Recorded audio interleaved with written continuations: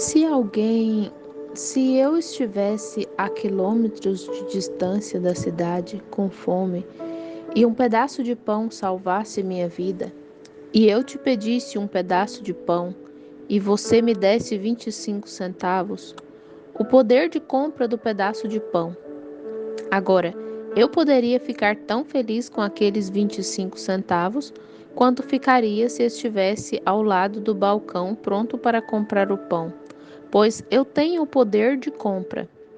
Bem, a Bíblia diz que a fé é a substância das coisas que se esperam. Agora, muitas pessoas em nossa reunião, e isso é para o seu bem, muitas pessoas na reunião estão procurando alguma evidência tangível. Isso não é fé. Isso não é fé. A fé crê. Ainda que seja contrário, ela crê. Moisés ficou firme, como vendo aquele que era invisível. Deus deu ao pai Abraão a promessa de um filho com Sara, sua esposa, quando ele tinha 75 anos e ela 75.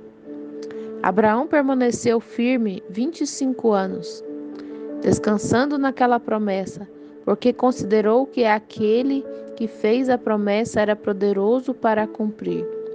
E não duvidou da promessa de Deus por incredulidade, mas foi fortificado, dando glória a Deus. E devemos ser filhos de Abraão. Deus não lhe deu o filho por 25 anos, mas ele ficou firme como vendo aquele que fez a promessa, sabendo que sua palavra não poderia falhar. Com o meu poder de compra, é isso aí, amigos cristãos. Por favor, entendam que Deus abra os nossos corações para este entendimento, que a fé não é um mito, nem é algo que se imagina. A fé é positiva, a fé é a substância, exatamente como é este copo, exatamente como é este livro. A fé é o firme fundamento das coisas que se esperam, a evidência.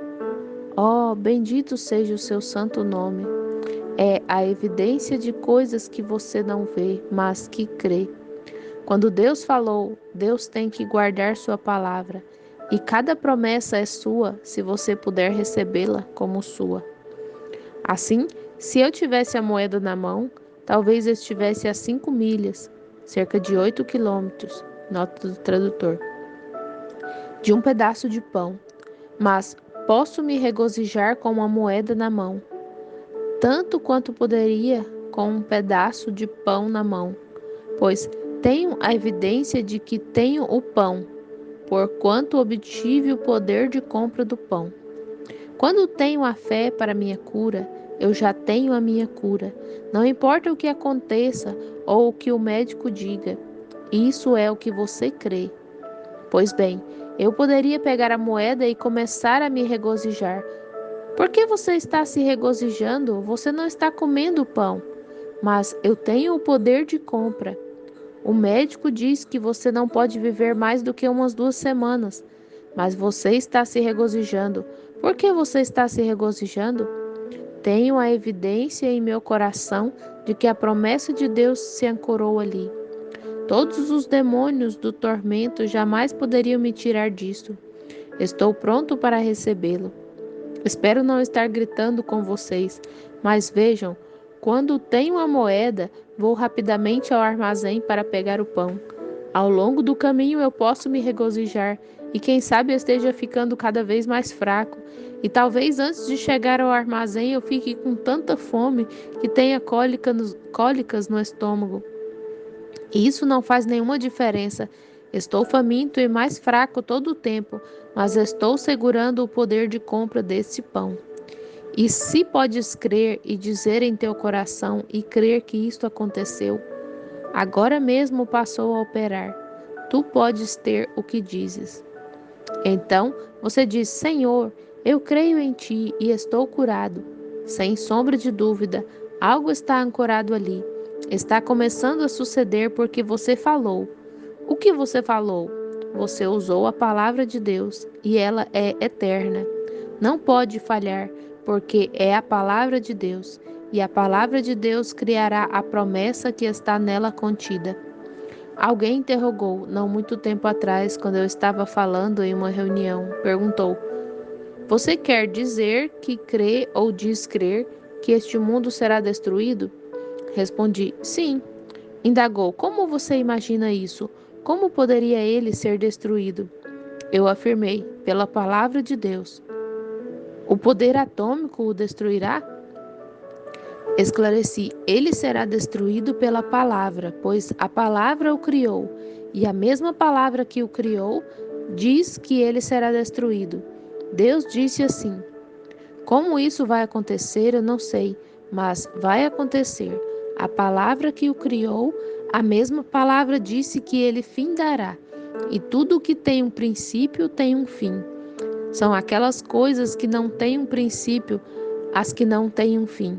Deus não tem princípio, assim, portanto, ele não tem fim. E a vida, sua própria vida, vida eterna, a palavra grega zoe, que é a própria vida de Deus, desceu em você e você se torna parte de Deus.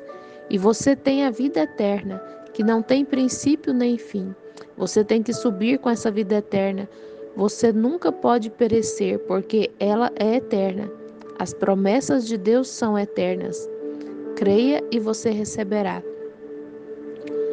Mas você poderia imaginar rapidamente agora que o grande poder que estava no Filho de Deus, e quando ele o encontrou, o diabo, ele nunca o usou. Ele apenas tomou a palavra do Pai para mostrar quão simples era. Nem só de pão viverá o homem, mas de toda palavra que procede da boca de Deus. Apenas para mostrar o poder dessa palavra. Ele também disse: Destruam este corpo, e em 3 dias ele será levantado. O que foi isso? Ele estava comendo aquela palavra que fez a promessa. Não havia como a sepultura o reter. Isso é certo. A palavra de Deus.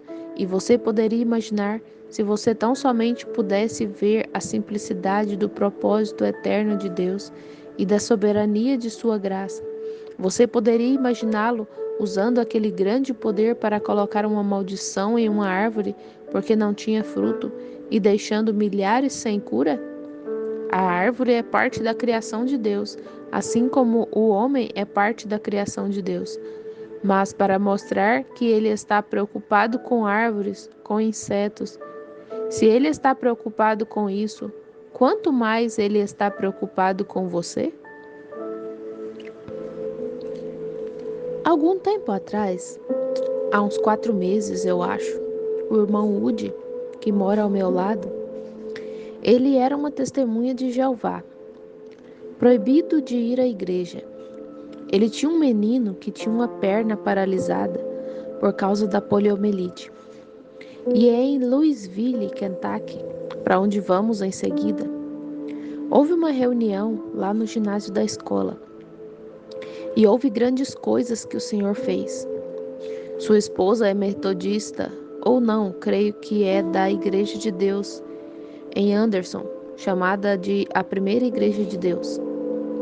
E vocês provavelmente tenham o programa aqui, Pastagens Verdejantes e Sombreadas. É uma transmissão de alcance nacional. O irmão Mickler é o pastor. Então, o irmão Woody não cria em tais coisas, mas quando veio à reunião, ele viu algo acontecer. Seu coração estava estranhamente entusiasmado. Fui para o exterior, voltei, e uma noite em Cleveland, Ohio, ele estava sentado como que a uma quadra de mim.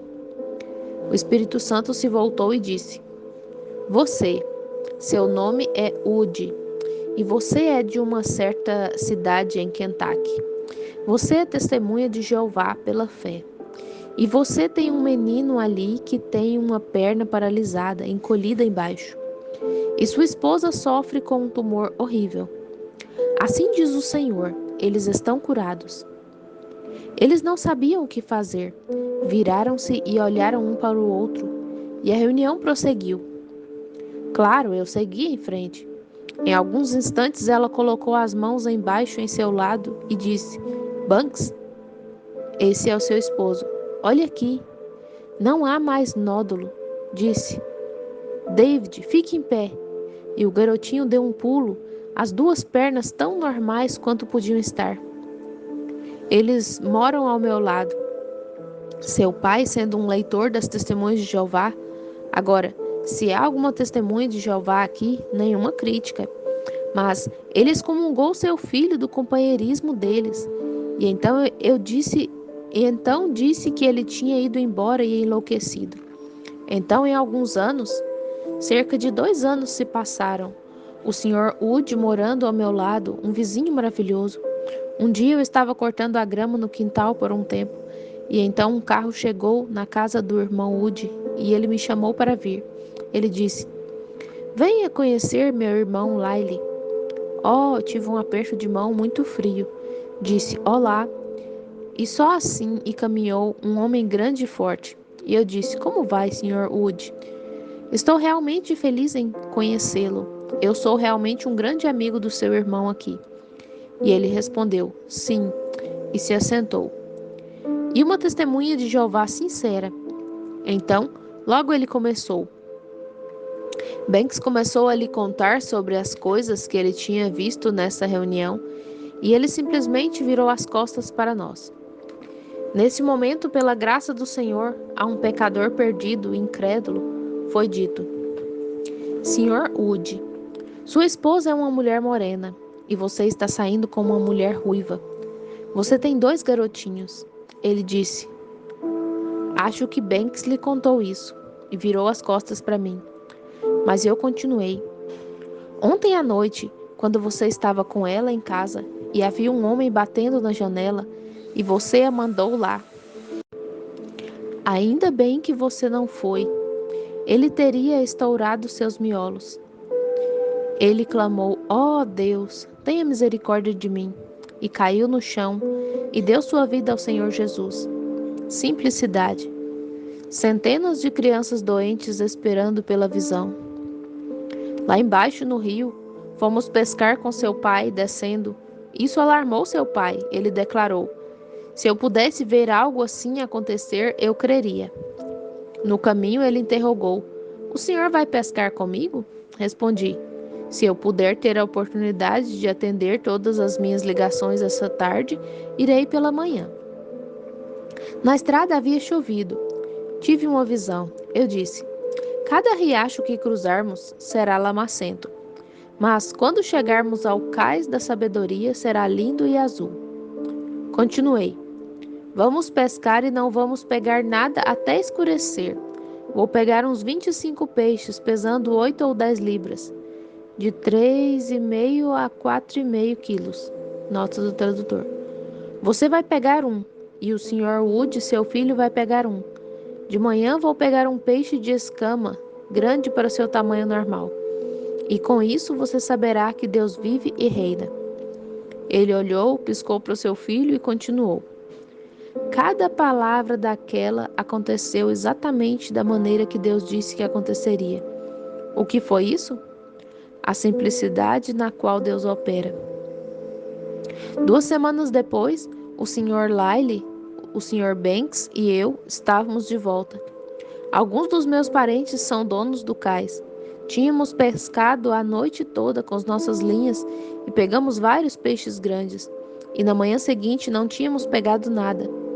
Naquele dia colocamos iscas em nossas linhas, estávamos ficando longe e eu estava como que descansando um pouco mentalmente. Eu estava pegando peixes-lua para colocar na linha. E de repente, enquanto eu estava sentado ao lado do barco com a pequena linha de pescar, puxando o pequeno peixe-lua como isca, o Espírito do Senhor desceu. E eu disse: assim diz o Senhor, acontecerá que vocês verão a glória de Deus, pois há um animalzinho em algum lugar que será ressuscitado dentre os mortos. E quando voltei a mim, me perguntei o que tinha dito. O Sr. Wood abaixou sua linha e disse: repita isso, irmão Branham. Eu interroguei: o que foi dito? Ele respondeu: sobre o animalzinho. Bem, eu tinha em mente que algo ia acontecer em casa. Tenho uma audiência mista, mas quero que entendam isso. Somos um pouco céticos em relação aos gatinhos. Eu acho que eles estão bem, mas eu não me importo muito com gatos, como nenhum dos Branas. Então, nunca tivemos um em casa. Então, minha garotinha e a garotinha da vizinha apareceram e ela opinou: Oh, papai, alguém envenenou uma pobre gata. Continuou: Está espumando aqui fora. O senhor não nos deixaria ficar com ela? E concluiu: Nós a temos em uma caixa. E eu olhei e vi a condição. Então eu disse: Tudo bem, coloque-a no galpão. E, claro, na manhã seguinte tínhamos um monte de gatinhos. E meu garotinho José, um pouco rude, um menininho, ele pegou um dos gatinhos e o apertou com tanta força que comprimiu a respiração do gatinho. E o colocou e o jogou no chão. Não sabia o que fazer com ele. E eu pensei: sabe, talvez o Senhor vá ressuscitar aquele gatinho. Provavelmente morreu e ele vai ressuscitá-lo. Bem, o irmão Banks disse: Isso seria maravilhoso. E o outro irmão, Woody, disse: Irmão Lyle, que tinha se convertido, e eu o havia batizado, e ele havia recebido o batismo do Espírito Santo. E assim esquecemos isso. E em toda aquela noite não pegamos nenhum peixe. Na manhã seguinte, paramos em uma pequena enseada e íamos tentar pegar alguns peixes-lua grandes para voltar para casa. E enquanto eu estava sentado ali arremessando a linha, não consegui pegar nada. E o Sr. Lyle Wood puxou muito forte, a ponto que deixou sua linha ficar muito comprida. E um pequeno peixe-lua mais ou menos desse tamanho, um peixinho de aparência verde. Vocês os chamam aqui de peixe dourado, eu acho. Oh, ele tinha engolido aquele grande anzol até a barriga. E então o Sr. Wood olhou para cima e disse: Olhe lá embaixo. E ele pegou a linha enrolada e puxou. E quando ele puxou, a barriguinha saiu, o estômago, parte das guelras saíram. Ele tirou o anzol, olhou para ele e o jogou novamente na água. Ele se virou 2 ou 3 vezes e virou suas pequenas barbatanas, virou de lado. Ele disse: Peixinho, este é o seu fim.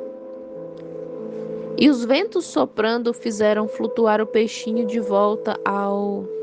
Sentamos e pescamos um pouco, acho que uma meia hora. E eu disse: É estranho. É melhor mudarmos para outro lugar, porque os peixes não estão mordendo a isca aqui. E o irmão Bankswood disse: Deixe-me tentar mais uma vez. Ele lançou sua linha atrás de um lírio. E eu estava sentado ali, olhando para aquele peixinho boiando no entulho ali na água. Estava morto há cerca de meia hora, com a barriguinha para fora de sua boca, e suas guelras haviam ficado brancas. E eu estava pescando ali. Bem, isso pode parecer ficção, mas a verdade é mais estranha do que ficção. E enquanto eu olhava para o peixinho, bem naquele momento, descendo o vale naquelas montanhas, ouvi como que um vento. E descia com força, e de repente me cobriu. Eu estava falando sobre essa escritura com eles. E então algo me disse: Chame esse peixinho. E antes que eu soubesse, o irmão Banks indagou: O que está acontecendo, irmão Brana? O senhor está pálido. E eu falei: Peixinho, seu Criador, Jesus Cristo, te dá vida. E como estou de pé neste púlpito sagrado, tendo a Bíblia Sagrada como minha testemunha, Deus, se aquele peixinho por si mesmo nadou na água tão rápido quanto pôde, perfeitamente bem. E o Sr. Lyle caiu num barco. Ele disse: Irmão Brana, isso é uma repreensão para mim, porque eu disse ao peixinho: Este é o seu fim. Por isso, esclareci: Não, irmão Woody, ele apenas mostrou como ele pode trabalhar de forma tão simples aqui. Ele está preocupado com tudo. Peixes, ele é o Deus da colheita, ele é o Deus de toda a eternidade. É a sua palavra. Eu não teria falado nada com aquele peixe se algo não tivesse falado primeiro. O que foi? Ele falou isso secundariamente, pelo Espírito Santo, através de lábios humanos, tornando-se o poder criativo de Deus Todo-Poderoso, porque Deus o disse. Se isso aconteceu daquela maneira, quanto mais poderia ele, através da palavra escrita do Senhor Deus, que foi falada por lábios humanos, como foi através de... Se tu podes crer, quão simples! Não duvide disso, mas creia que o que você diz acontecerá. Você terá o que você diz. Creia, meu amigo. Agora vamos orar.